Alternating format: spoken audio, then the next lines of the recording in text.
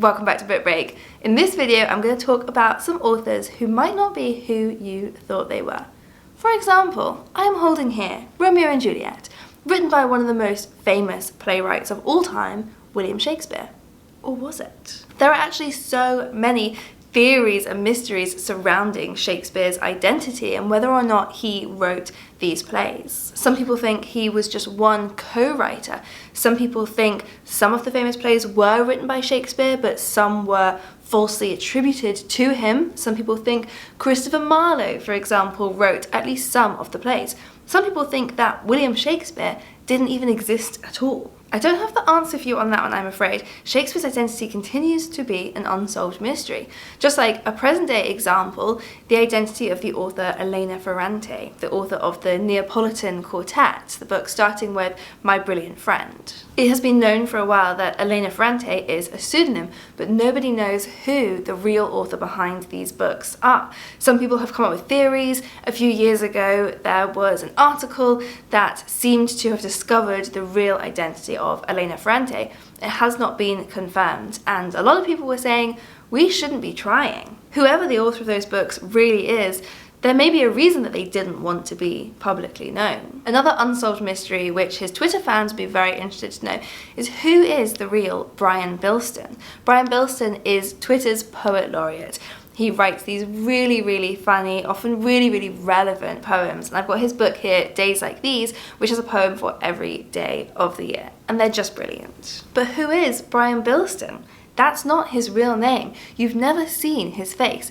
Anytime you might see him doing a reading of one of his poems on video, he is always disguised in some way. I will leave a link below to various videos we've got of him at home, coming into the office, but you'll never be able to see exactly who is the man behind the Twitter profile. So those are some unsolved mysteries, but I do also have some that I can answer for you. For example, who is Olivia Blake, the author of The Atlas Six and The Atlas Paradox? Because Olivia Blake is not her real name. The author is actually named Alexine Farrell Fulmuth, and she writes under that name as well. Olivia Blake is the name that she uses for her adult writing, often fantasy, and she writes under her real name, Alexine Farrell Fulmuth, for her YA, like this book, My Mechanical Romance. This is a love story between two high school students who meet at the after-school robotics club. So if you already devoured these and are craving more Olivia Blake, there's more out there. Stephen King is a really interesting example of an author who uses more than one name. So he writes a lot of books, and his publisher was worried about oversaturation, didn't want to release too many Stephen King books in one year. At the same time, Stephen King was starting to wonder how well his books would do without the big name recognition. And so he started releasing books under the name Richard Bachman. I was very pleased to discover that they did really well, even without anyone knowing that they were actually written by Stephen King. And he kept this secret for about 7 years until a fan actually worked it out. The publishers issued a statement that Richard Bachman had died of a rare illness called pseudonym, and you can now read those books republished under Stephen King's real name. Agatha Christie did something similar. She wanted a chance to write some different kinds of books in different genres without all of the expectations that people had of what an Agatha Christie book was going to be, and so she released books in different genres under the name Mary Westmacott, and she kept that secret for 20 years and was thrilled that her Mary Westmacott books also were pretty successful without anyone knowing who she was. And it's not always supposed to be a big secret. Authors sometimes release different types of books under different pen names just to kind of give you a clue of what you're going to get.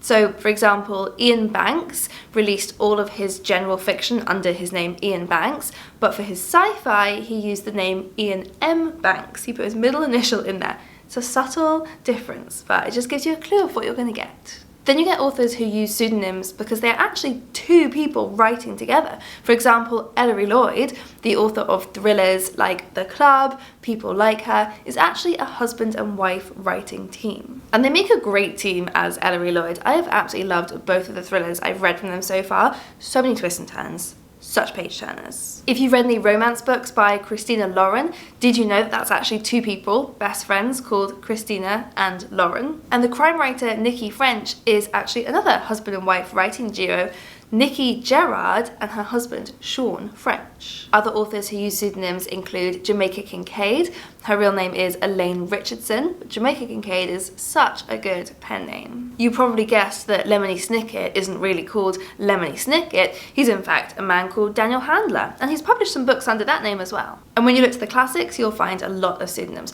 often because it was really hard for women to get their work published under their own names. So we now know the Bronte sisters by their real names: Anne Bronte, Charlotte Bronte, Emily Bronte, but originally their books came out published under male pseudonyms, or really kind of gender-neutral pseudonyms. So these writers were originally thought to be the Bells. Anne Bronte was Acton Bell, Charlotte Bronte Currer Bell, and Emily Bronte was Ellis Bell. But you'll now find their real names published on all of their books. George Eliot, on the other hand, whose birth name is Mary Ann Evans, continues to be published under the name George Eliot, which they may have preferred. And one that I actually never knew before, George Orwell, the author of books like 1984, was actually born Eric Arthur Blair.